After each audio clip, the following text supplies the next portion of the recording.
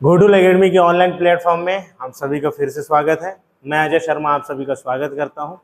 पिछली क्लास में हम लोग तरंग को पढ़ लिए थे, फिजिक्स का पोर्शन स्टार्ट किए थे, तरंग के बारे में जाने थे, तरंग को डीप पढ़ लिए थे, उसका एमसीक्यू भी आज सॉल्व कर लिए हैं सुबह टाइम। आज ही से हम स्टार्ट कर रहे हैं बायोलॉजी की क्लास। वादे के मुताबिक फिजिक्स, केमिस्ट्री, बायोलॉजी, पर्यावरण सभी के वीडियो डलाते रहेंगे। सभी की क्लास सुचारू रूप से होती रहेगी। सभी क्लासेस के बाद जैसे ही एक टॉपिक खत्म होगा हम एमसीक्यू लगाएंगे। तो चलिए आज का ये सेशन बायोलॉजी से स्टार्ट होगा। बायोलॉजी में हम शुरुआत कर रहे हैं कोशिका से, क्योंकि जीवन की मूलभूत इकाई ही कोशिका है। कोशिका से ही इंसान, कोशिका फिर ऊतक बनता है, ऊतक से फिर अंग बनता है, अंग से फिर अंगतंत्र बनता है, पूरा शरीर बनता है। मतलब हमारे शरीर का स्ट्रक्चर पॉइंट, जैसे घर का हम पहला स्ट्रक्चर पॉइंट या प्रारंभिक इकाई ईंट होती है, ईंट से मिलकर के घर बनता है, वैसे ही हमारा शरीर कई सारे कोशिकाओं से मिलकर के बना हुआ है। तो अब हम आगे कोशिका के बारे में डिस्कशन करेंगे। कोशिका को शुरुआत करने से पहले अभी देश में सरगर्मी चढ़ गई है कोरोना की। देखिए, आप जहां कहीं भी हैं ध्यान से इस बात को समझिएगा कि हमारे देश में और पूरे विश्व में कोरोना वायरस का नया वेरिएंट अभी फिर से अपना विकराल रूप धीरे धीरे ले रहा है। कुछ डेथ भी हुई हैं महाराष्ट्र में, केरल में और हमारे नॉर्थ इंडिया के कुछ हिस्से में कोरोना वायरस अब फैल रहा है धीरे धीरे। हमको इस बात को ध्यान रखना है कि अब बस स्टैंड, रेलवे स्टेशन, जो ज़्यादा भीड़ भाड़ वाली एरिया है वहाँ सतर्क रहना है। मास्क पहन लीजिएगा, क्योंकि कोरोना वायरस का जो पैनिक कंडीशन था जब हम उसको हरा सकते हैं, तो ये जो नया वेव आ रहा है, एक नया वेरिएंट आ रहा है, तो इससे भी हम बच सकते हैं। ये हम लोगों की जागरूकता से होगा, हम लोगों के अवेयरनेस से होगा। इसलिए आप सभी से रिक्वेस्ट है कि कोरोना वायरस को अगर रोकना है, ये नए वेरिएंट को रोकना है, तो आप लोग अपने आप को सतर्क रखिए, मास्क पहनिए और जो भी सरकार दिशा निर्देश दे रही है उसका पालन कीजिएगा। Thank you. अब आइए आगे चल करके बढ़ते हैं और हम अपने आते हैं सब्जेक्ट में। तो आज का सब्जेक्ट है कोशिका। कोशिका क्या होती है, कोशिका को क्या कहा जाता है, कोशिका शब्द कहाँ से आया, किसने खोज की। तो आइए इन सब के बारे में हम डीप पढ़ेंगे, बहुत ही एग्जाम के पॉइंट ऑफ व्यू से पढ़ेंगे। देखिए, कोशिका जिसको इंग्लिश में सेल कहा जाता है, क्या कहा जाता है? सेल। ठीक, इंग्लिश में सेल कहा जाता है। ये सेल भी शब्द कहाँ से आया ये भी समझिएगा। जो कोशिका है, कोशिका होती क्या है, ये तो मैं शुरुआत में आपको बताया कि जैसे घर जो है वो छोटे छोटे ईंटों से मिलकर के बना है, वैसे ही कोशिका जो हमारा शरीर है वो भी छोटी छोटी कोशिकाओं से मिलकर के बना है। तो कोशिका जीवों की प्रारंभिक इकाई होती है या मूलभूत इकाई होती है। जीवन की मूलभूत इकाई, जीवों या जीवन की। भाई हमारे जीवन इसलिए है क्योंकि हमारी कोशिका से ही हमारा जीव, हमारा शरीर बना है, कि मूलभूत इकाई, फंडामेंटल यूनिट ऑफ लाइफ। हमारे सिलेबस में यही शब्द लिखा है। इकाई का मतलब क्या होता है? इकाई मतलब अगर इकाई का प्रैक्टिकली आप समझिए कि अगर घर बना है तो उसकी कहां से बुनियाद शुरू हुई? सबसे पहले क्या लगा? ईंट लगा। वैसे ही शरीर जब निर्मित हुआ तो वो कोशिका से हुआ। इसको भी आगे समझेंगे। तो कोशिका क्या है, इसके लिए किताब में एक बहुत अच्छा प्रैक्टिकल हम बहुत शुरुआत से करते आ रहे हैं, बहुत पहले से, 6वीं 7वीं 8वीं 9वीं, आप भी कभी ना कभी स्कूली लाइफ में इसको पढ़े होंगे या फिर प्रैक्टिकल किए होंगे। देखिए, जो प्याज हम खाते हैं सलाद में या सब्जी बना के, तो ये प्याज का जो अंदर की तरफ छिलका होता है, एक हमको प्रैक्टिकल करना है। कोशिका क्या होती है ये समझने के लिए हम एक प्रैक्टिकल करते हैं। अब आप थोड़ा सा कल्पना कीजिए, ध्यान लाइए कि जब आप सब्जी बनाते हैं या सलाद खाते हैं तो जो प्याज होता है, प्याज का ये जो छिलका दिख रहा है, जिसको चिमटा से निकाला जा रहा है, इस छिलका को प्याज का पील कहते हैं, झिल्ली। इस झिल्ली को जब सूक्ष्मदर्शी में रखें, किसमें रखें? सूक्ष्मदर्शी में। सूक्ष्मदर्शी मतलब जिससे सूक्ष्म चीजों को देखा जाता है। बहुत ही रेयर चीजों को, माइक्रो लेवल की चीजों को अगर हमको देखना है तो किससे देखेंगे? सूक्ष्मदर्शी से। छोटी चीज है। अब जीवाणु भाई हम जिसको अपनी आंख से नहीं देख पाते, तो फिर हमने सूक्ष्मदर्शी का आविष्कार किया। हम सूक्ष्मदर्शी से सूक्ष्म चीजों को देखते हैं। तो प्याज के छिलके को निकाल के उसका हिस्सा हम रख दिए सूक्ष्मदर्शी में। सूक्ष्मदर्शी में रखने के बाद देखते हैं कि ये कैसा दिखता है। तो ये देखिए, ये ऐसा दिखता है। ये है प्याज का छिल्ली।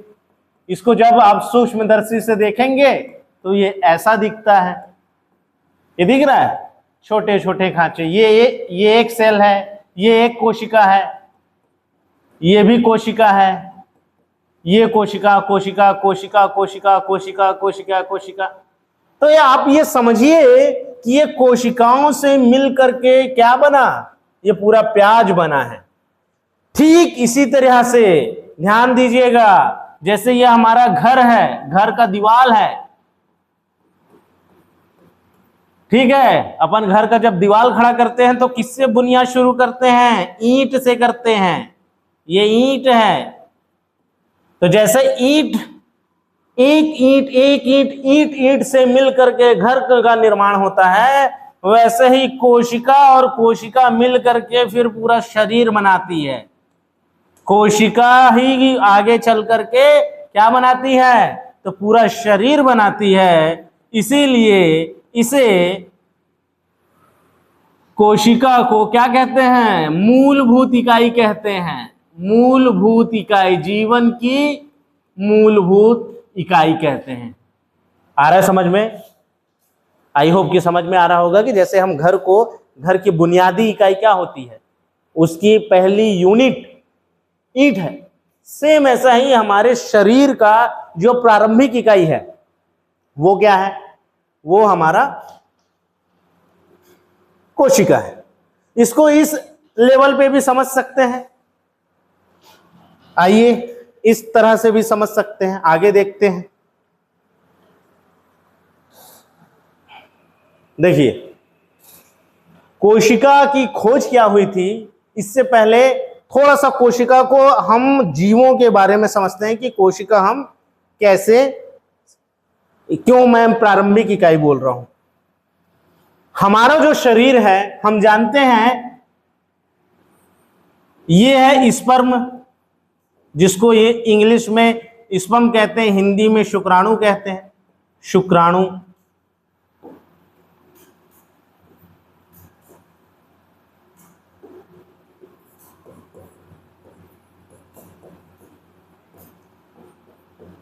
विज्ञान में इसे नर युग्मक कहा जाता है, मेल गैमिट कहा जाता है।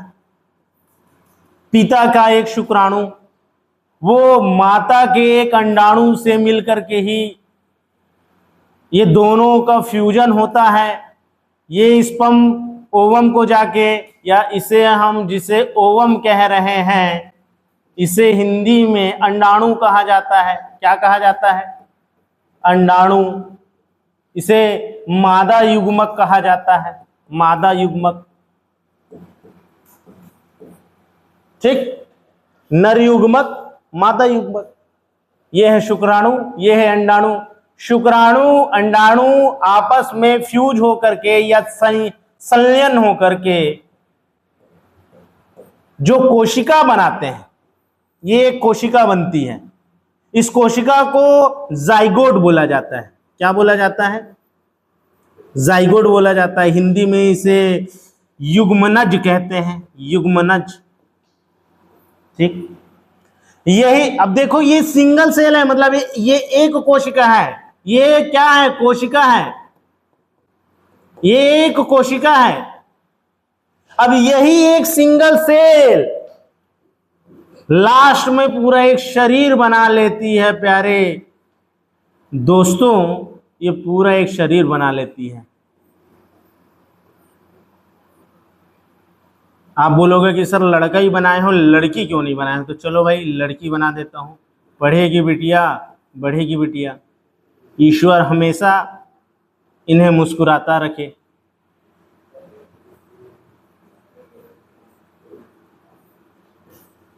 ठीक। तो हम क्या देखें कि हमारे मेल का, हमारे पेरेंट का सिर्फ एक सेल, ये भी शुक्राणु भी एक सेल है, सिर्फ एक कोशिका है, ये भी सिर्फ एक कोशिका है, 3-4 कोशिका नहीं है, सिर्फ एक कोशिका है, ये भी एक कोशिका है। ये दोनों कोशिका मिल करके एक कोशिका बना लेती है, जिसको हम जाइगोट कहते हैं। यही जाइगोट आगे चल करके पूरा शरीर बना लेता है। मतलब जो आज हम जिस स्वरूप में हैं, वो हम अपनी माँ के गर्भ में सिर्फ एक छोटा सा सेल रहते हैं। वो सेल ही आगे चल करके अपना ग्रोथ करता है, अपने आप को विभाजित करता है, और विभाजित कर करके वो ग्रोथ करके वो पूरा शरीर बना लेता है। इसलिए हम कोशिका को जीवन की मूलभूत इकाई कहते हैं। जिनको ईंटा पत्थर से समझ नहीं आया होगा, तो आप ऐसे समझ लीजिए कि कोशिका को हमारे शरीर की मूलभूत इकाई इसीलिए कहते हैं। ठीक, अब देखते हैं कि इस कोशिका की खोज किसने की थी। तो आइए, एक ग्रेट साइंटिस्ट थे, इनका नाम है रॉबर्ट हुक।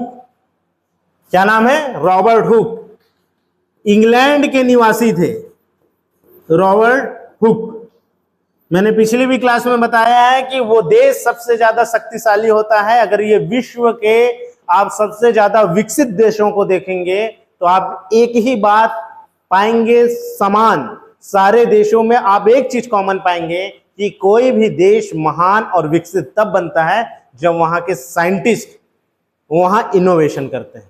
जिस देश में सबसे अच्छे साइंटिस्ट हैं, वो देश हमेशा तरक्की करेगा, वो देश हमेशा डेवलप रहेगा। तो इंग्लैंड आज तक कभी गुलाम नहीं बना। विश्व के इतिहास में एक लौता ऐसा देश है जो दुनिया में कभी गुलाम नहीं बना, बल्कि दुनिया की 2/3 आबादी को वो गुलाम बना के रखा था। क्यों बना के रखा था? क्योंकि भाई उनके पास अच्छे साइंटिस्ट थे, वो डिस्कवर करते थे। अरे भाला, पत्थर, बंदूक, ये सब इससे अच्छा है। मतलब उन लोग, जैसे हम कैसे लड़ाई करते थे, सैनिक लड़ाई कर रहे हैं तलवार लेके, यलगार हो, उधर से आ रहा है बाबर, नारेन, तकबीर, तो इस तरह से लड़ाई हम लड़ते रहे। इन्होंने क्या किया? दिमाग का उपयोग किया, बंदूक लेकर गया। तो जहां साइंटिस्ट होते हैं, ये याद रखिएगा, जहां साइंटिस्ट हैं वो देश हमेशा तरक्की करेगा। तो हमको अपना दिमाग, हमारे आने वाले जनरेशन को साइंटिफिक बनाना है। तो ये जो आदरणीय महोदय हैं, इनका नाम है रॉबर्ट हुक। रहने के लिए ये आर्किटेक्ट है, आर्किटेक्ट, वास्तुकार कहा जाता है जिन्हें, आर्किटेक्ट। घर का जो डिजाइन करते हैं ना, आर्किटेक्ट।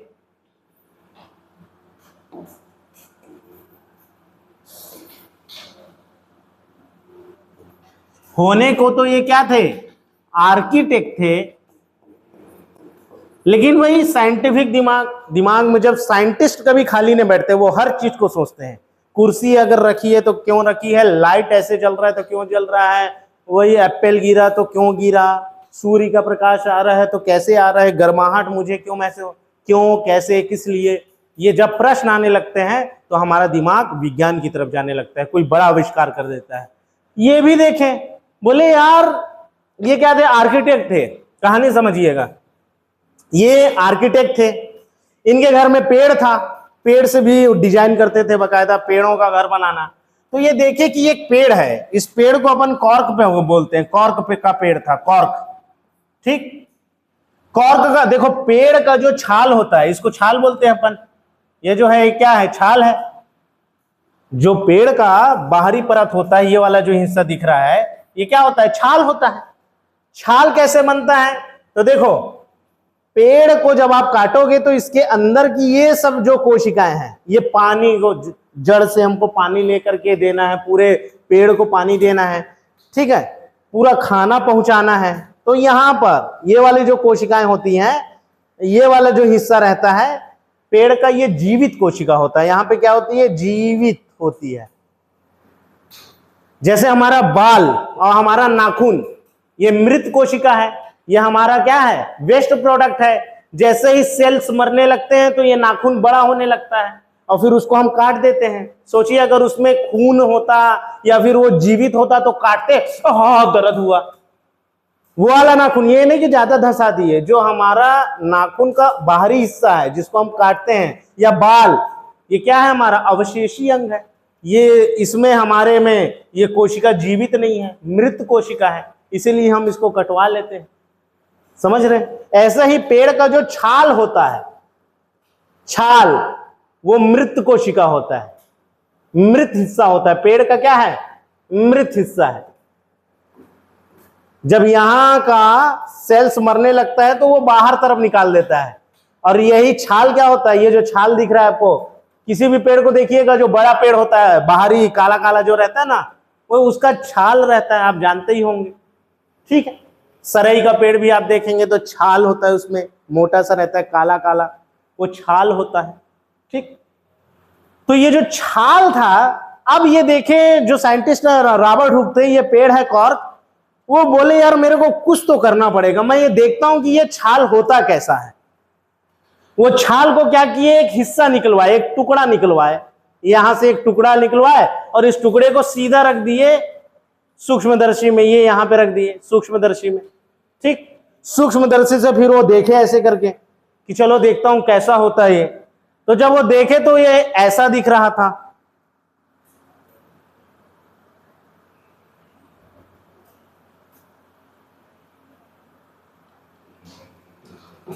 जब वो स्ट्रक्चर को देखे तो कैसा दिख रहा था? ऐसा दिख रहा था।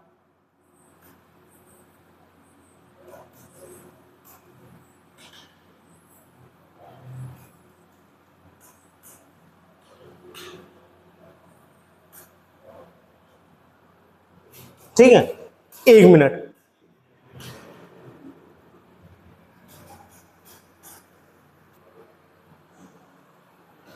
तो कॉर्क का स्ट्रक्चर कैसा था भाई? वो छाल को निकाले, छाल को निकाल करके सूक्ष्मदर्शी में रखे तो कुछ ऐसा था, जैसे मधुमक्खी का छत्ता होता है ना, कुछ ऐसा था। इसको आइए डायग्राम में भी देखते हैं, डायग्राम से समझते हैं। ये है, जैसे ही इस छाल को उन्होंने निकाल करके सूक्ष्मदर्शी में देखा कि चलो मैं देखता हूं कि इसका ये कैसे बना है, एकदम डीप लेवल में मैं देखता हूं, छोटे से छोटे हिस्से को देखता हूं कैसा है। तो ये ऐसा था, मधुमक्खी के छत्ते टाइप का था। ये देखो, ये छोटा छोटा जो होल दिख रहा है, ये जो छोटा छोटा आपको होल दिखाई दे रहा होगा, यही क्या है? कोशिका है। यही क्या है? कोशिका है। देखना भी कितना सारा सवाल इसमें से बनेगा। ये कॉर्क का पेड़ था। तो आइए अब देखते हैं सवाल कैसे बनता है। सवाल कैसे बनता है? सबसे पहला सवाल जो क्वेश्चन में पूछेगा नहीं, कई सारे एग्जाम में पूछ चुका है, मतलब ये सारे एग्जाम में आ चुके हैं प्रश्न, इसको दिमाग में बैठा लेना है कि जितनी भी चीजें बताई जा रही है वो एग्जाम के पॉइंट ऑफ व्यू से बताई जा रही है और वो सब एग्जाम आएगा। तो कोशिका की खोज किसने की? सबसे पहले रॉबर्ट हुक ने की थी। कहां के निवासी थे? इंग्लैंड के निवासी थे। कब किए थे? तो सन 1665 में किए थे। कब किए थे? सन 1665 में किए थे। किस पेड़ में किए थे? ये देखो, फिर से दिखा देता हूं, कॉर्क का पेड़ था। ये जो पेड़ है, एक लड़का ऊपर करके छाल निकाल रहा है, समझ रहे हो? इस छाल का भी इन लोग उपयोग करते हैं। तो कॉर्क का पेड़ था। किसमें? कॉर्क के पेड़ में। जीवित कोशिका थी कि मृत कोशिका थी? तो मैंने क्या दिखाया आपको कि जो छाल होता है वो मृत होता है। कैसा कोशिका होता है? मृत कोशिका होता है। तो कॉर्क पेड़ के मृत कोशिका का अध्ययन किया था इन्होंने। आ रहा है समझ में? रॉबर्ट हुक जी ने क्या कहा? क्या कहा? तो रॉबर्ट हुक ने कोशिका को सेल कहा था। अब ध्यान से समझना कि इन्होंने कोशिका को सेल क्यों कहा। सेल क्यों कहा, इसके लिए आइए इस इमेज में देखिए। मैं कंप्यूटर की एक बात बताता हूं। जब आप कंप्यूटर पढ़ेंगे तो आप ये जानेंगे कि कंप्यूटर में एक कॉलम होता है, कॉलम होता है, इधर बना देता हूं, इमेज अच्छा दिख रहा होगा। कॉलम होता है और एक रो होता है। ठीक है, ये जो रो और कॉलम है, ये जहां पर मिलते हैं, मतलब ये वाला हिस्सा जहां पर आप लिखते हो क्रमांक वगैरह ये सब लिखाया रहता है ना, इसको प्यारे बच्चों, मेरे दोस्तों, इसको सेल कहते हैं। कंप्यूटर में भी इसे क्या कहते हैं? सेल कहते हैं। लेकिन ध्यान रहे, कंप्यूटर का आविष्कार तो 1800 मतलब 19वीं शताब्दी में हुई है, लेकिन कोशिका की खोज कब हुई है? कोशिका की खोज हुई है सन 1665 में। मतलब कोशिका की खोज पहले हुई है, कंप्यूटर का आविष्कार बाद में हुआ है। कंप्यूटर का आविष्कार बाद में हुआ है। सन 1842 में चार्ल्स बेबेज ने सबसे पहले प्रोग्राम बनाया था, 42 में। फिर उसमें लेडी अगस्टा गागा ने, जो एक मैडम थी, उन्होंने, लेडी एडा ने उसमें प्रोग्रामर डाला रहा। तो 19वीं शताब्दी में कंप्यूटर बना है। तो ध्यान से एक बात याद रखिएगा, वो छत्ते को, ये जो स्ट्रक्चर है, इस होल को इन्होंने सेल कहा था। उस समय हिंदी में तो थे नहीं, अंग्रेज थे। तो ये जो छत्ता जैसा स्ट्रक्चर दिखा, इनको ये स्ट्रक्चर, इस स्ट्रक्चर को इन्होंने क्या कहा? इस स्ट्रक्चर को इन्होंने सेल कहा। सेल को ही हिंदी में हम लोगों ने कोशिका कहा। आ रहा समझ में? और इसी सेल का उपयोग फिर कंप्यूटर में किया जाता है। जो मैं कंप्यूटर की बात आपको बता रहा हूं कि रो और कॉलम का जहां पर जुड़ाव होता है, उसको क्या कहते हैं? हिस्से को सेल कहते हैं। तो ये सेल शब्द रॉबर्ट हुक के सेल से लिया गया है। देखो यहां पर भी एक डब्बा जैसा दिख रहा है स्ट्रक्चर, ये डब्बा जैसा स्ट्रक्चर। तो इसलिए रॉबर्ट हुक ने जब कोशिका की खोज की तो कोशिका को क्या कहा था? तो सेल कहा था। याद रखना है, ठीक है। वो किसमें कहे थे? तो प्यारे दोस्तों, उन्होंने अपनी एक किताब छपवाई। देखो किताब क्या होता है भैया, हम पन्नों के ग्रंथ को, मतलब पन्नों का जो समूह होगा उसको हम अगर जोड़ दें तो क्या वो किताब है? नहीं। फिर कॉपी क्या है? कॉपी में भी तो पन्ना होता है। किताब का मतलब होता है पहला तो वो मुद्रित हो, उसमें कुछ लिखा हो, दूसरा चीज वो सीक्वेंस में हो, पार्ट 1, पार्ट 2, पार्ट 3, पार्ट 4। आ रहा है? पन्नों का एक ऐसा संग्रह जो सीक्वेंस वाइज हो। आ रहा है समझ में? तो इन्होंने जो कोशिका की खोज की, उन्होंने अपने एक्सपेरिमेंट को एकदम सीक्वेंस में बताया कि मैं सबसे पहले छाल को निकाला, फिर उसको मैंने डिसेक्शन किया, छोटा सा हिस्सा निकाला, माइक्रोस्कोप में रखा, मुझे ये संरचना दिखाई दी, ठीक है, जिसे मैं सेल कहूंगा। तो ये सब एक किताब में लिखा गया था। एक बहुत विश्व प्रसिद्ध किताब है, उसका नाम है माइक्रोग्राफिया। क्या नाम है?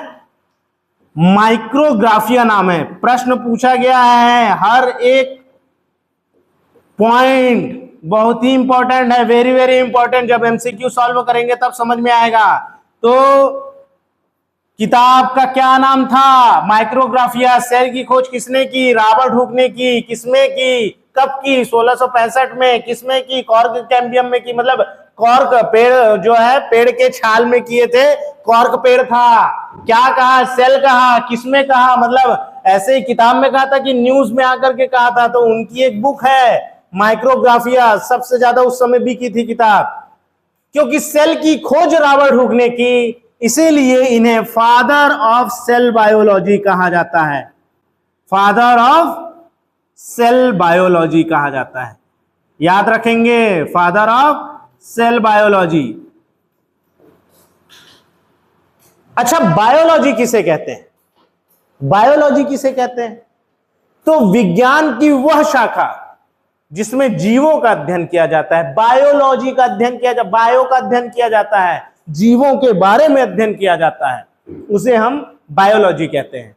तो क्योंकि सेल की खोज किसने की? तो सेल की खोज रॉबर्ट हुक ने की, इसीलिए इन्हें फादर ऑफ सेल बायोलॉजी कहा जाता है। ध्यान रखिएगा, एक बात फिर मैं बता रहा हूं, फादर ऑफ बायोलॉजी नहीं कहा जाता, फादर ऑफ सेल बायोलॉजी कहा जाता है। जब प्रश्न आएगा तो घुमावदार प्रश्न रहेगा, फादर ऑफ सेल बायोलॉजी किने कहा? फादर ऑफ बायोलॉजी कौन है? आ रहा है समझ में? तो फादर ऑफ सेल बायोलॉजी है, फादर ऑफ बायोलॉजी नहीं है। अभी हम आगे के क्लास में पढ़ेंगे कि जब आप थियोफ्रास्टस के बारे में पढ़ेंगे, जब आप लैमार्क के बारे में पढ़ेंगे, जब आप अरस्तु के बारे में पढ़ेंगे, तब ये जानेंगे कि बायोलॉजी का भी अध्ययन बड़े बड़े दार्शनिकों ने कहा है। तो बायोलॉजी के बारे में बहुत सारी थ्योरी है, कुछ मानते हैं अरस्तू हैं, कुछ मानते हैं थियोफ्रास्टस हैं, कुछ मानते हैं लैमार्क हैं। तो वो एनसीईआरटी के अकॉर्डिंग मैं आपको आगे की क्लास में बताऊंगा कि सेल बायोलॉजी के प्रामाणिक जो हमको रिजल्ट में लेना है कि बायोलॉजी के आविष्कारक कौन है। लेकिन यहां पर क्योंकि हम कोशिका के बारे में पढ़ रहे हैं, सेल के बारे में पढ़ रहे हैं, तो फादर ऑफ सेल बायोलॉजी कौन है? Father of cell biology Robert Hooke, याद रखिएगा। चलिए आगे बढ़ते हैं।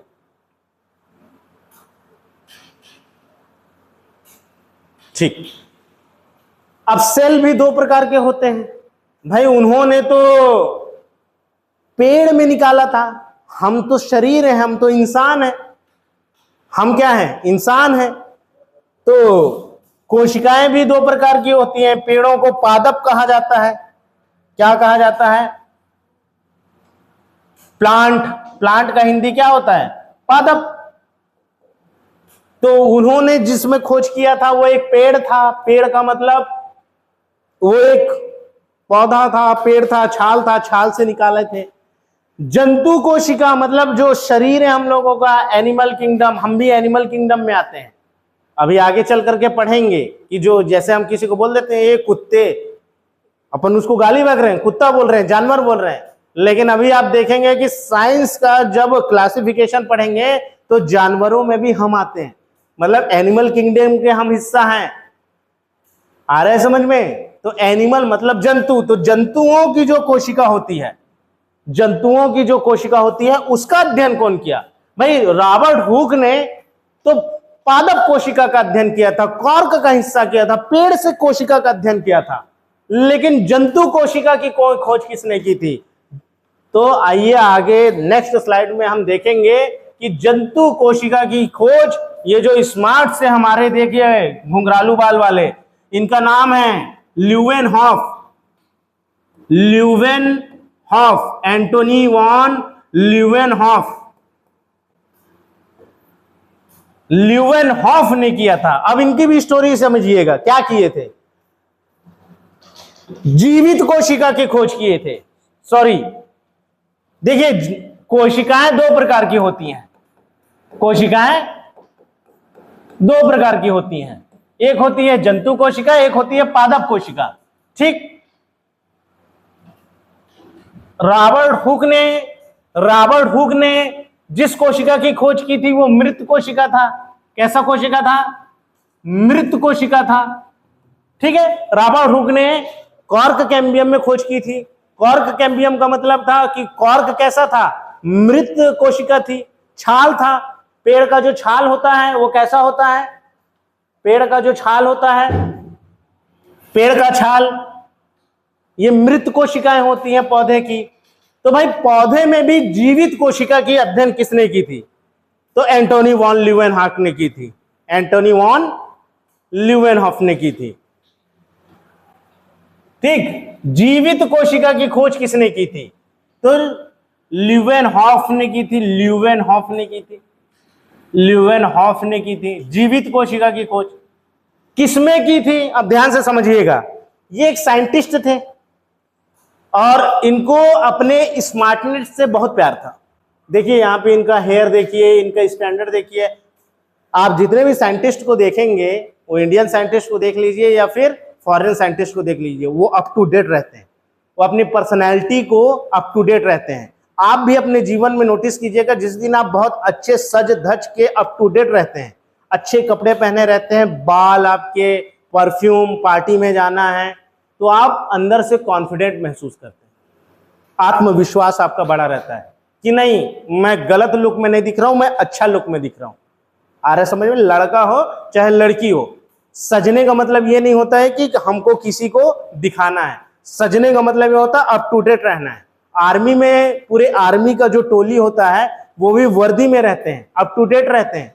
क्यों रहते हैं भाई? वो तो सेना में है, बॉर्डर में काम कर रहे हैं, तो वहां तो ऐसे वो पब्लिक एरिया में नहीं है कि भाई मेरे को स्मार्ट बन के घूमना है, 10 लोग मेरे को देखेंगे।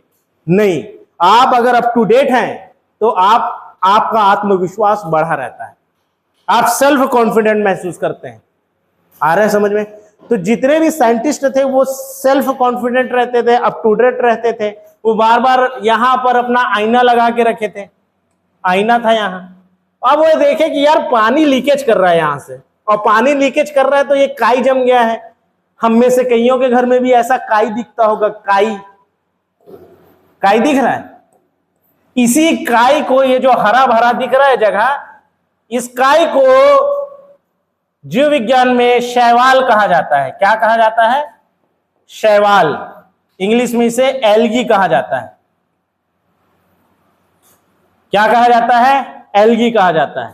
तो जीवित कोशिका, अब ये क्या किए, साइंटिस्ट थे, फिर दिमाग लगा कि आखिर मेरे दीवार को ये भद्दा कर दे रहा है, आखिर ये हरा हरा चीज है क्या। वो फिर वही किए, खरोच करके फिर से वही सूक्ष्मदर्शी में देखे, खरोचे दीवार को खरोच करके वो सूक्ष्मदर्शी में देखे क्या है भाई।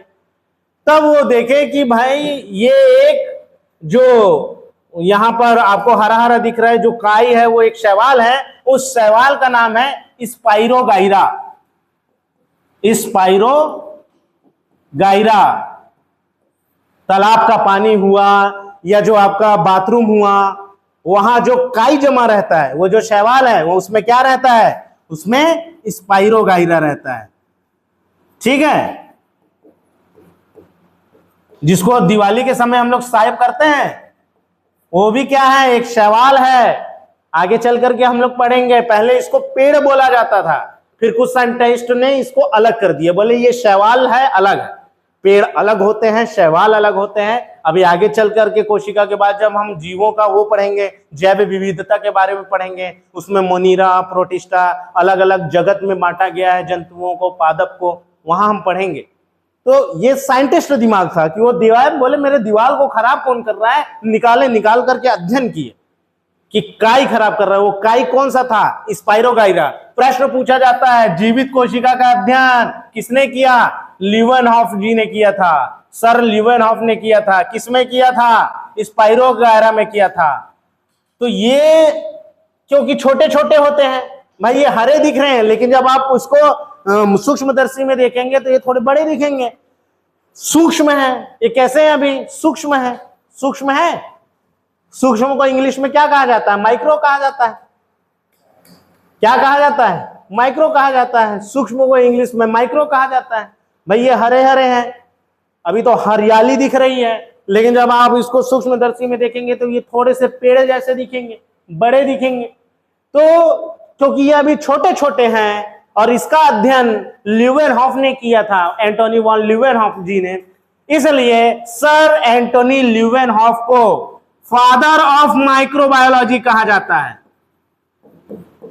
फादर ऑफ माइक्रोबायोलॉजी, सूक्ष्म चीजों का अध्ययन करने वाले, माइक्रोबायोलॉजी।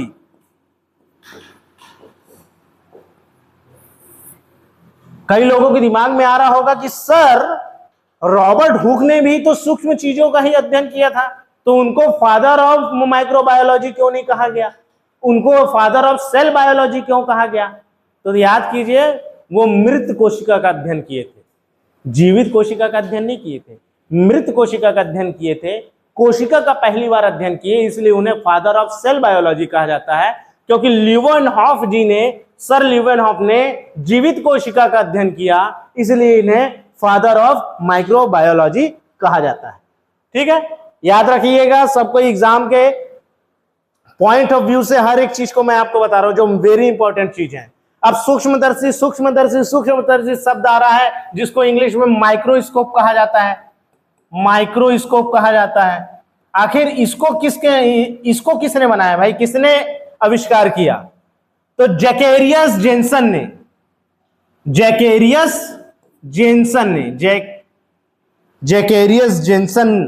सर जैकेरियस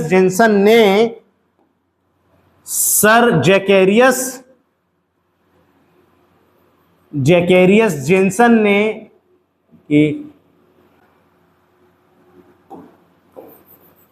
इंग्लिश को हिंदी में लिखना भी बहुत बड़ी कला है।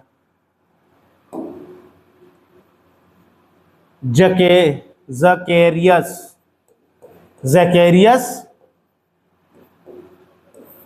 जेन्सन ने। और ये सूक्ष्मदर्शी, क्योंकि सामान्य सूक्ष्मदर्शी है, तो सवाल पूछा गया है समान सूक्ष्मदर्शी या कंपाउंड माइक्रोस्कोप का आविष्कार किसने किया था? तो सर जैकेरियस जेन्सन ने सूक्ष्मदर्शी की खोज की थी, सामान्य सूक्ष्मदर्शी की खोज की थी। देखिए ये सामान्य दिख रहा है, ये एक हाथ से उन्होंने देखा। अब क्योंकि जैसे ही साइंस का और विकास हुआ, मॉडर्निटी आई और एडवांस टेक्नोलॉजी हमको चाहिए थी, हमको और आविष्कार करना था, तो इतने बड़े माइक्रोस्कोप से तो काम नहीं चलेगा, थोड़ा एडवांस माइक्रोस्कोप चाहिए रहेगा। तो एडवांस माइक्रोस्कोप में आता है इलेक्ट्रॉन माइक्रोस्कोप। प्रश्न पूछा गया है कि इलेक्ट्रॉन माइक्रोस्कोप, इलेक्ट्रॉन माइक्रोस्कोप मतलब उसमें हम लोग किसी चीज को जिस साइज में देख पा रहे थे उससे भी लाखों गुना छोटा कर दीजिए। मतलब ये जो पेन दिख रहा है, इस पेन का लाख गुना छोटा कर दीजिए, उसको अगर आपको देखना है तो आप इलेक्ट्रॉन माइक्रोस्कोप का उपयोग करते हैं। ये जो माइक्रोस्कोप आप देख पा रहे हैं, ये कैसा माइक्रोस्कोप है? ये इलेक्ट्रॉन माइक्रोस्कोप है। अच्छा, इसको जो इलेक्ट्रॉन शब्द आया है ना, इलेक्ट्रॉन शब्द को मैं केमिस्ट्री, जो अगला क्लास हमारा बना है, इसका जो अगला क्लास मैं लूंगा वो इलेक्ट्रॉन का है, प्रोटॉन का है, परमाणु के बारे में है। तो परमाणुओं का जब अध्ययन किया जाएगा तो वहां आपको समझ में आएगा इलेक्ट्रॉन किसको कहते हैं। अभी आप ये समझ लो कि सामान्य सूक्ष्मदर्शी से बड़ा और उससे एडवांस वर्जन जो है उसको इलेक्ट्रॉन माइक्रोस्कोप कहा जाता है। और इलेक्ट्रॉन माइक्रोस्कोप की खोज किसने की थी? तो sir Ruska and knoll and Ruska, दो साइंटिस्ट थे। दो साइंटिस्ट ने मिल करके इलेक्ट्रॉन माइक्रोस्कोप की खोज थी। नॉल एवं रस्का, नॉल एवं रस्का ने मिलकर के एडवांस माइक्रोस्कोप की खोज की थी। ठीक है, मतलब इलेक्ट्रॉन माइक्रोस्कोप की खोज की थी। अब आता है कोशिका सिद्धांत। कई एग्जाम में पूछा गया है कि कोशिका सिद्धांत क्या है। कई सारे एग्जाम में पूछा गया है कि कोशिका सिद्धांत किसने दिया, कोशिका सिद्धांत क्या है। देखिए, इसके लिए मैं आपको वही चीज लेकर के आता हूं।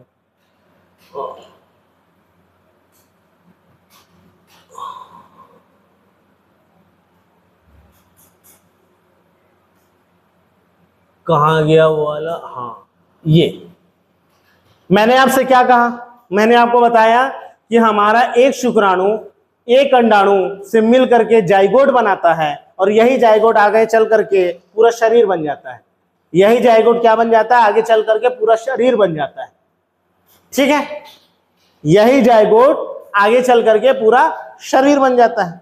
इसका मतलब क्या हुआ? इसका मतलब ये हुआ कि जो ये कोशिका है, ये जो कोशिका है, ये जीवन की क्या है? ये जीवन की संरचनात्मक इकाई है, संरचनात्मक इकाई है। यही चीज इन्होंने कहा, यही चीज, यही बात, यही सिद्धांत इन्होंने कहा। इन्होंने कहा कि भाई ये शुक्राणु है, ये अंडाणु है, ठीक है, ये फ्यूज होकर के जाइगोट बना लिए। क्या बना लिए? जाइगोट। जाइगोट ही आगे चल करके क्या बनता है? इसको हिंदी में युग्मनज कहते हैं। यही आगे चल करके पूरा शरीर बना।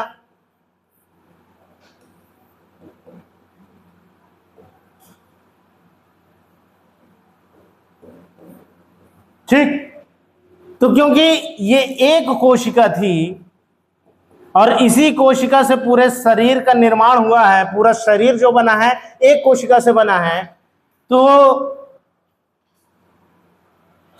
स्लेडन एवं स्वान जर्मनी और फ्रांस के वैज्ञानिक थे।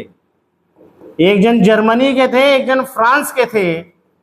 ये दोनों वैज्ञानिकों ने मिल करके कहा कि जो कोशिका है, कोशिका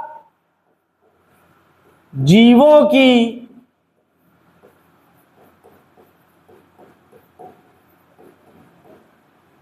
संरचनात्मक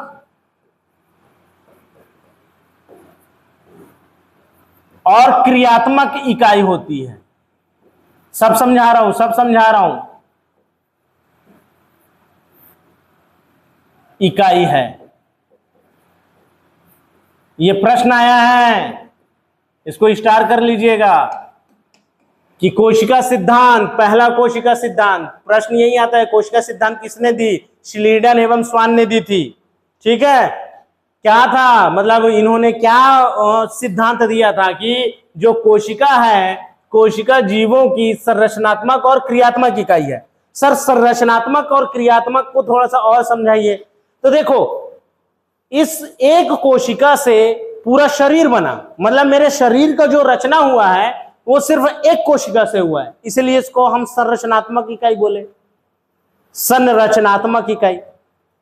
ठीक है, अब क्रियात्मक क्या होता है कि सर क्रियात्मक का मतलब क्या होता है, क्रियात्मक इकाई का मतलब क्या होता है? तो देखो, ये जो कोशिका है ये शुरुआत में तो एक सिंगल कोशिका है, तो ये याद रखना, जैसे हम सांस लेते हैं, जैसे हम सांस लेते हैं, जैसे हम खाना खाते हैं, श्वसन, पाचन,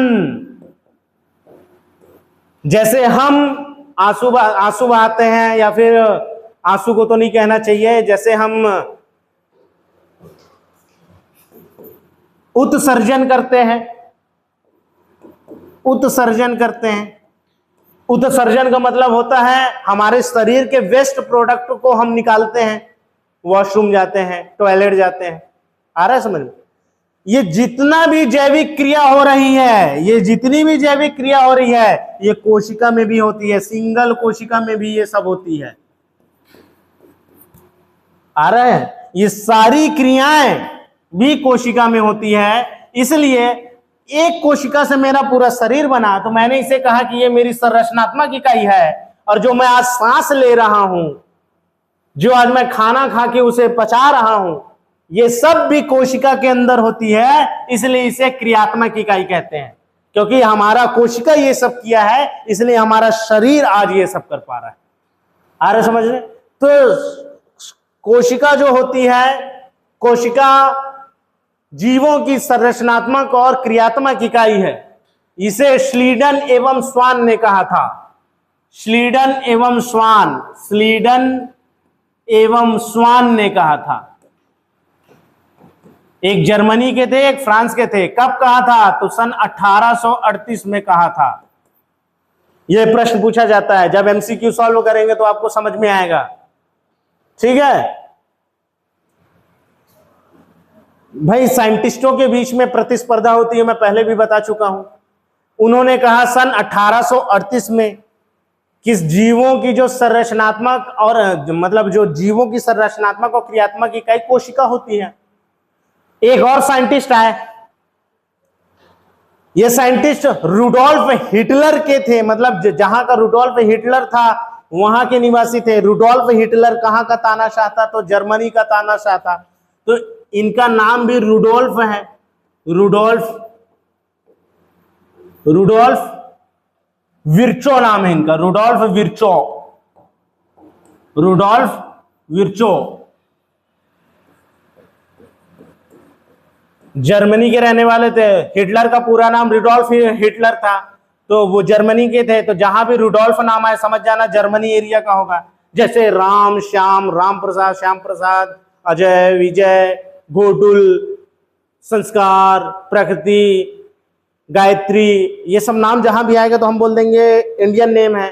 ठीक है, नईम, अकबर, बाबर, ये सब हम बोलेंगे मुस्लिम नेम है। मोहम्मद, ठीक है, ये सब नाम है तो मुस्लिम नेम बोलेंगे। जॉर्ज, वैलेंटाइन, इस तरह का। अभी जो रॉबर्ट, ये सब अपन बोले अंग्रेज नेम है। तो जैसे रुडोल्फ शब्द आता है तो समझिएगा कि ये जर्मनी का ही मूल नाम है। तो जैसे रुडोल्फ, नाम याद करने का तरीका बता रहा हूं कि नाम याद ना है कि हाँ भाई आधुनिक कोशिका सिद्धांत किसने दिया था, तो रुडोल्फ से, जर्मनी के रहने वाले थे रुडोल्फ विर्चोव, इन्होंने आधुनिक कोशिका सिद्धांत दिया। आधुनिक कोशिका सिद्धांत क्या कब दिया? तो सन 1950 में। इन्होंने कहा कि यार पुरानी बात बीत गई।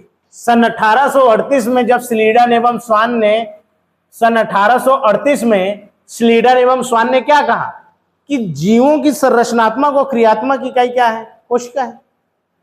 बोले मैं एक नई थ्योरी दूंगा, मैं फिर अध्ययन करूंगा।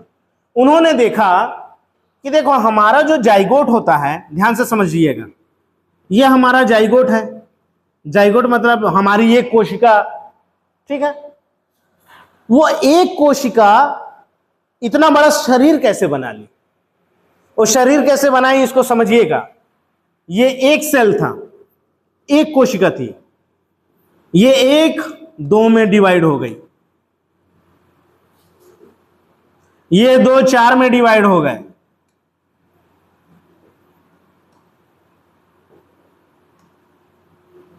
अच्छा ये कोशिका के बीच में मैं ये छोटा सा क्या बनाया हूं, तो ये केंद्रक है ना, ये क्या है, केंद्रक है।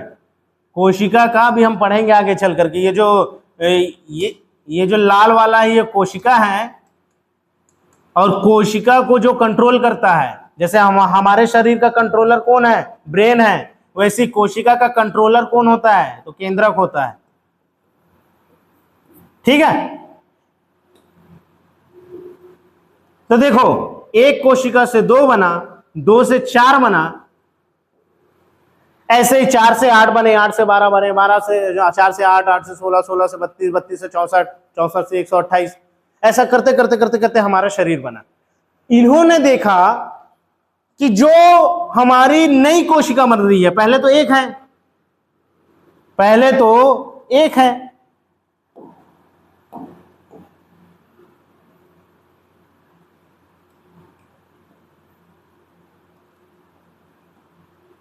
ये हमारी पुरानी कोशिका है,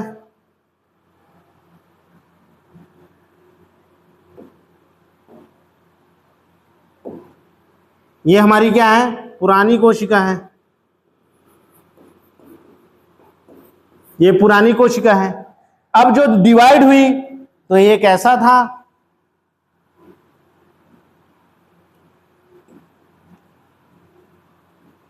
और दूसरा जो नया बना वो कैसा था, ये ऐसा बना, ये नया कोशिका है, ये नई कोशिका है, न्यू वाला है। आ रहा समझ में, ये न्यू है, न्यू सेल है।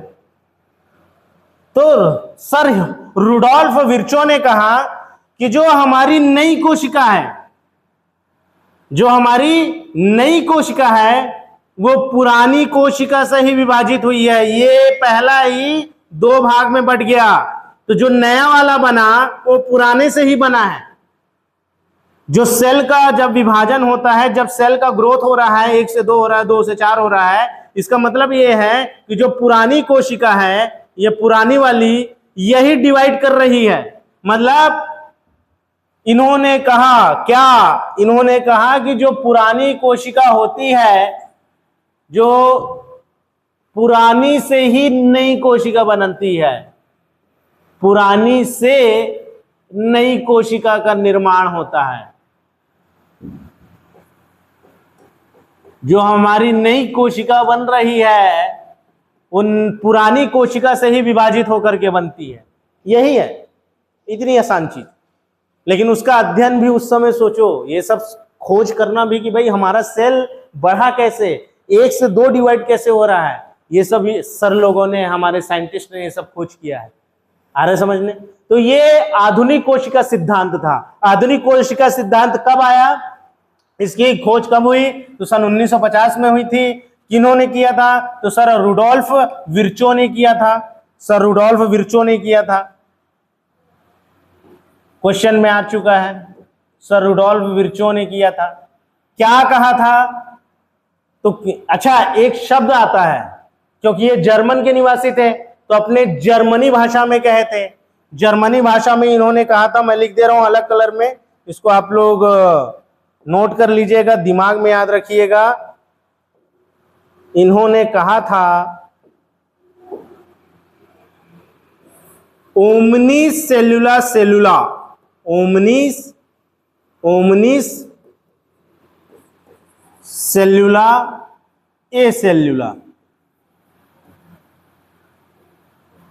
इसका हिंदी का क्या होगा, इसका हिंदी यही होगा जो यहां पे लिखा है कि जो नई कोशिका होती है, जो नई कोशिका होती है वो पुरानी कोशिका से बनी होती है।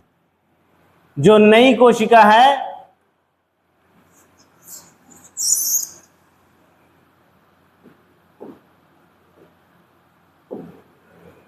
नई कोशिका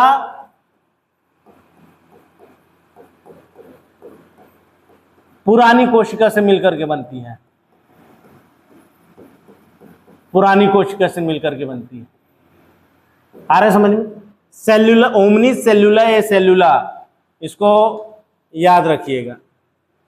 जैसे पिछली क्लास में हम लोग क्या देखे, पिछली क्लास में हम ये देखे कि इन्होंने कोशिका के सिद्धांत में क्या कहा था कि कोशिका जीवों की संरचनात्मक और क्रियात्मक इकाई है। इंग्लिश में cell is a structural and functional unit of a living organism. आ रहा है समझ में? Cell is a structural and functional unit of life. ये किसने कहा था? ये स्लीडन एवं स्वान ने कहा था। ठीक ऐसे फिर 1950 में रुडोल्फ विर्चो आते हैं और रुडोल्फ विर्चो कहते हैं ओमनी सेल्यूला सेल्यूला, जो नई कोशिकाएं होती हैं वो पुरानी कोशिकाओं से मिलकर के बनी होती हैं, और इन्हें इसी सिद्धांत को आधुनिक कोशिका सिद्धांत कहा गया। 1950 का समय था, तो ये जो 1950 का समय था इसे ही हम आधुनिक कोशिका सिद्धांत कहते हैं। नई कोशिका का निर्माण पुरानी कोशिका से होता है। अब क्या है, आइए अब आते हैं सबसे बड़ी कोशिका किसकी होती है। प्रश्न कई बार पूछा गया है कि सबसे बड़ी कोशिका किसकी होती है। तो ये जो पक्षी आपको दिखाई दे रहा है, इस पक्षी को कहते हैं शुतुरमुर्ग। शुतुरमुर्ग कहते हैं, शुतुरमुर्ग कहते हैं। इंग्लिश में इसे ऑस्ट्रिच कहते हैं, ऑस्ट्रिच। अभी केरल में एक वीडियो वायरल हुआ है, अभी सोशल मीडिया में एक वीडियो वायरल हुआ है, केरल का वीडियो है, जिसमें शुतुरमुर्ग खुलेआम रास्ते में घूम रहा है। सब लोग उसे पसंद कर रहे हैं। खुलेआम रोड में सर्च कीजिएगा केरल का शुतुरमुर्ग, तो आप देखेंगे कि केरल में खुलेआम ये शुतुरमुर्ग, इसका जो एक ये जो अंडा है, शुतुरमुर्ग का अंडा, एग ऑफ ऑस्ट्रिच, ये पूरा एक सेल होता है। ये सबसे बड़ी कोशिका होती है, पूरा एक सेल है, ये सिंगल सेल है, बहुत बड़ा अंडा होता है इसका। आ रहा है समझ में? इसीलिए इसे पूरे विश्व का, ब्रह्मांड का सबसे बड़ी कोशिका, तो शुतुरमुर्ग का अंडा, शुतुरमुर्ग का अंडा विश्व का विशालकाय पक्षी है। ये याद कीजिए वो पिक्चर पद्मावत, खली बली हो गया है दिल, उसमें जब ये रणवीर सिंह जो कि अलाउद्दीन खिलजी बना रहता है, जब वो आता है तो जो पक्षी के साथ आता है, उस पिक्चर का सीन याद कीजिएगा कि शुतुरमुर्ग आता है, शुतुरमुर्ग के साथ में ये आते हैं। ठीक है, शुतुरमुर्ग के साथ में आते हैं। तो कभी भी याद ना आए कि यार सबसे बड़ी कोशिका कौन सी, सबसे बड़ी कोशिका याद नहीं आ रहा है, रणवीर सिंह को याद करना, अलाउद्दीन खिलजी। ठीक है, पिक्चर का नाम पद्मावत, उसमें ये पक्षी के साथ में आते हैं। आ रहा है समझ में? सबसे बड़ी कोशिका, भाई सबसे बड़ी कोशिका है तो सबसे छोटी कोशिका कौन होगी? तो सबसे छोटी कोशिका होती है माइकोप्लाज्मा। सबसे छोटी क्या होती है? सबसे छोटी होती है माइकोप्लाज्मा।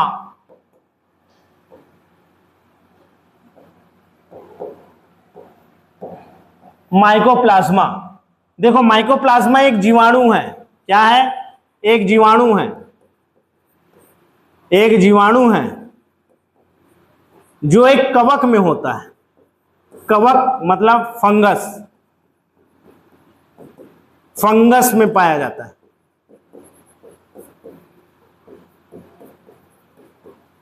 देखो ये जो ब्रेड आपको दिख रहा है इमेज में, अगर आपको ब्रेड दिख रहा होगा तो ऐसा फफूंद लग जाता है ना, इस फफूंद को ही, ये जो फफूंद है, फफूंद, इसको इंग्लिश में फंगस कहते हैं।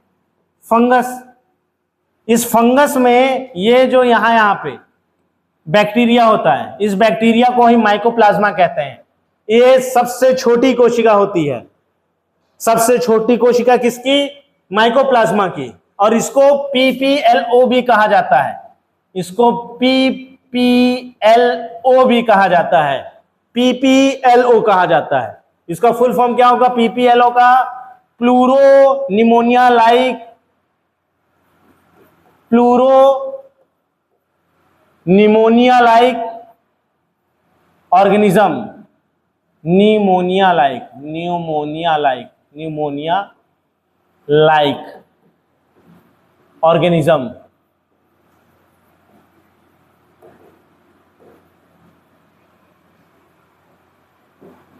प्लूरो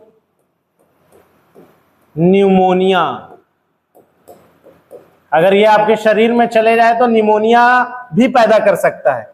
देखो हमको जो निमोनिया होता है, छोटे बच्चों को जो निमोनिया होता है वो निमोनिया ही बैक्टीरिया है, स्ट्रेप्टोकोकस निमोनिया ही बोला जाता है, उसको बीमारी में पढ़ेंगे स्ट्रेप्टोकोकस निमोनिया। तो एक बैक्टीरिया का नाम ही है निमोनी, वहां से पड़ा बीमारी का नाम निमोनिया। उसी के जैसा इसका स्ट्रक्चर होता है। जब आप इसका स्ट्रक्चर ये पढ़ेंगे ना तो इसका स्ट्रक्चर और निमोनिया का स्ट्रक्चर, जो निमोनिया बैक्टीरिया होता है, निमोनिया,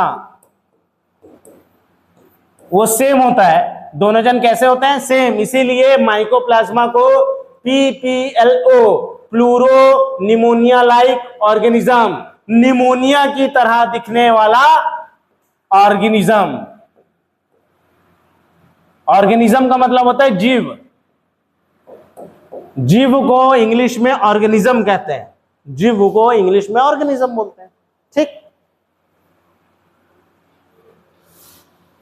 तो सबसे छोटी कोशिका किसकी? माइकोप्लाज्मा की। किसकी?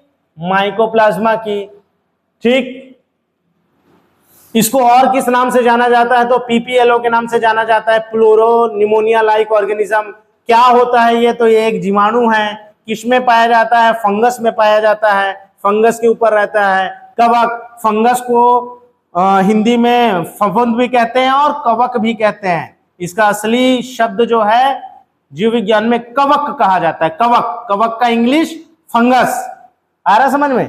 फफूंद, फफूंद को ही कवक भी कहते हैं। तो एक कवक के ऊपर में पाया जाता है, इसीलिए ये जीवाणु है। इसको पादप जगत का जोकर कहा जाता है। पादप जगत का जोकर कहा जाता है। इसको स्टार कर लीजिएगा, प्रश्न पूछा गया है, पादप जगत का जोकर किसे कहा जाता है?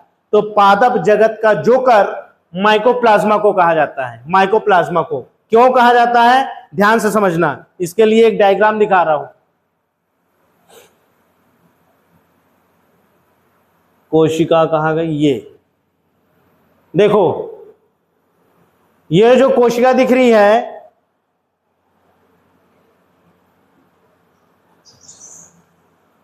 यह है पादप कोशिका। पादप कोशिका मतलब प्लांट सेल। यह है जंतु कोशिका। पादप कोशिका और जंतु कोशिका में सबसे बड़ा अंतर होता है कि इसमें कोशिका भित्ति पाई जाती है। पादप कोशिका में क्या होती है? कोशिका भित्ति होती है। अब कोशिका भित्ति क्या है? कोशिका भित्ति, तो देखो जो इसका बाहरी आवरण दिख रहा है ना, ये जो बाहरी लेयर दिखाई दे रहा है, ये बाहरी लेयर, इस बाहरी लेयर को ही कोशिका भित्ति कहते हैं। ठीक है, कोशिका भित्ति कहते हैं। कोशिका भित्ति इंग्लिश में इसे सेल वॉल कहते हैं। ठीक, सेल वॉल कहते हैं। दोनों में अंतर इतना रहता है कि जंतु कोशिका में सेल वॉल नहीं पाया जाता, मतलब कोशिका भित्ति नहीं पाई जाती। आगे चल करके सब पढ़ने वाले हैं, चिंता मत करना। अभी दोनों में सिर्फ इतना सा अंतर समझो कि पादप कोशिका और जंतु कोशिका में, एक पेड़ में और एक इंसानों के जो कोशिकाएं हैं, भाई कोशिका मेरे अंदर भी है, कोशिका पेड़ में भी है भाई, वो भी प्लांट, वो भी सांस लेते हैं, वो हमें ऑक्सीजन देते हैं, हम उन्हें कार्बन डाइऑक्साइड देते हैं। तो वो भी ऑर्गेनिज्म है, जीव है, उनमें भी जीवन है, हमारे में भी जीवन है। उनमें भी सेल होगा, हमारे में भी सेल है। तो उनके कोशिकाओं में कोशिका भित्ति पाई जाती है और हमारे जंतु कोशिकाओं में कोशिका भित्ति नहीं पाई जाती। यही सबसे बड़ा अंतर होता है। तो जो माइकोप्लाज्मा होता है उसको पादप जगत का जोकर इसलिए कहा जाता है। पादप जगत का जोकर इसीलिए कहा जाता है कि ये जो माइकोप्लाज्मा है, ये माइकोप्लाज्मा,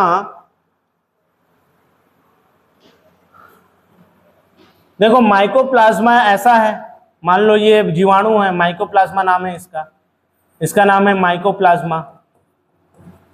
माइकोप्लाज्मा, ठीक है, माइकोप्लाज्मा। मेरी राइटिंग तो एकदम डॉक्टर जैसी हो गई है, नहीं, जैसे डॉक्टर साहब साइंस लिखते हैं।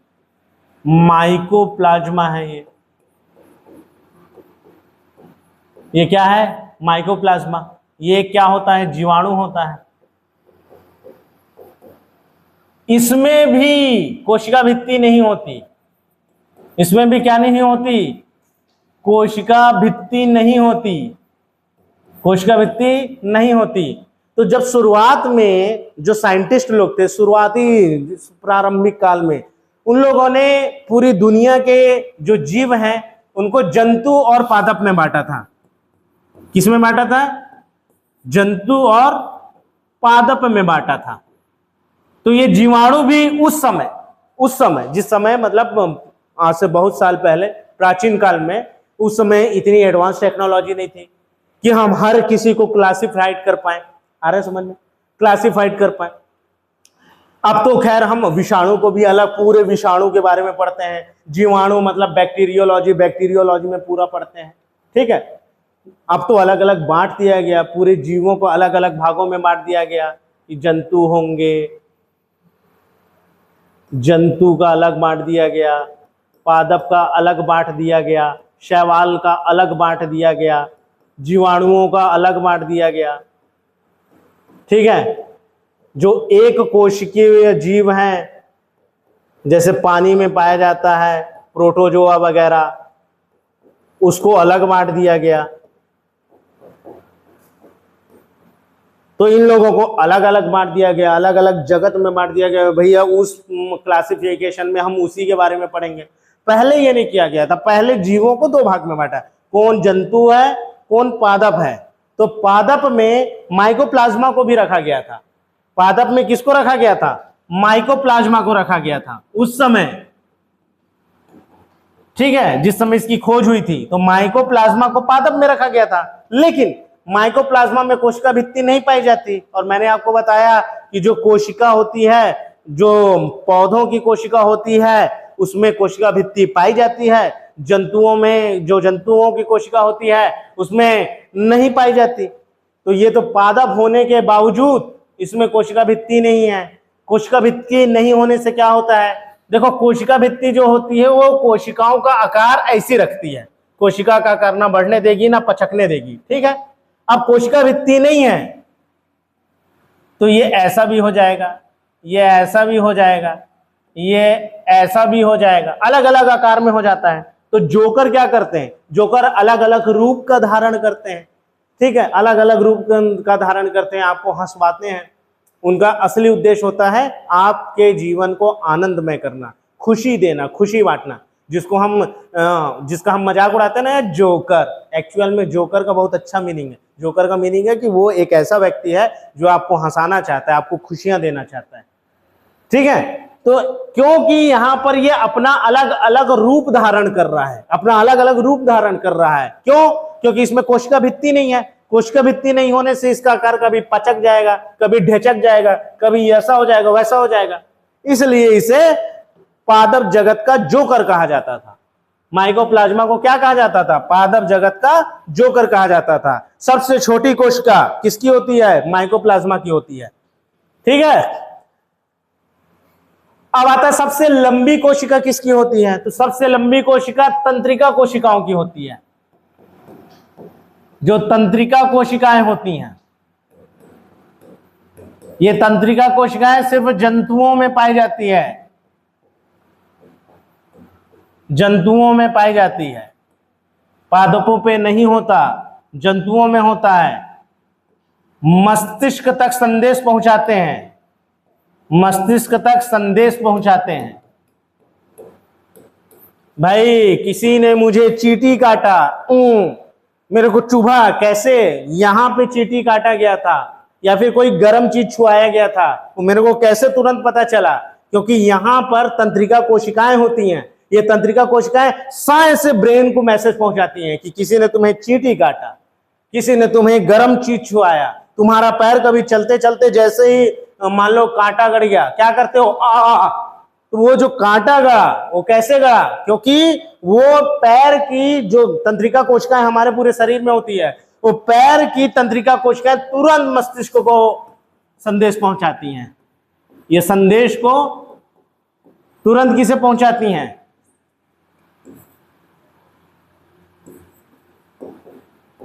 मस्तिष्क को पहुंचाती हैं। तो मस्तिष्क को संदेश पहुंचाने वाली कोशिकाएं कौन होती हैं? तंत्रिका कोशिकाएं होती हैं। इनकी लंबाई बहुत अधिक होती। क्यों लंबी होगी? अब थोड़ा सा दिमाग लगाओ, लंबी क्यों होगी?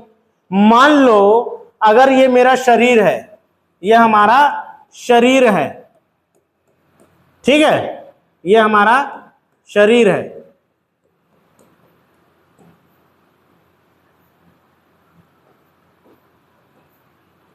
ये हमारा शरीर है। अब यहां पर ये मेरा पैर है, ये पैर, यहां पे कांटा चुभा है।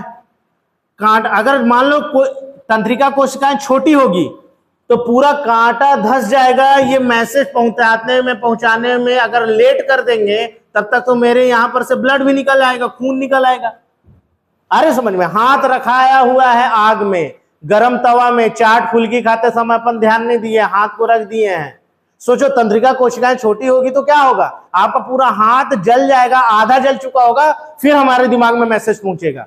जो पैरालाइसिस हो जाते हैं उनका क्या हो जाता है? तंत्रिका कोशिकाएं काम करना बंद कर देती हैं। इसीलिए जिनको पैरालाइसिस होता है, जो लकवा मार देता है जिन्हें, उनका वो तंत्र काम नहीं करता, वहां पर उन्हें कुछ भी करो एहसास नहीं होता, क्योंकि वहां की तंत्रिका कोशिकाएं नष्ट हो जाती हैं। आ रहा समझ में? तो अगर तंत्रिका कोशिकाएं नहीं होती तो यहां से उल्टा सीन बन जाता।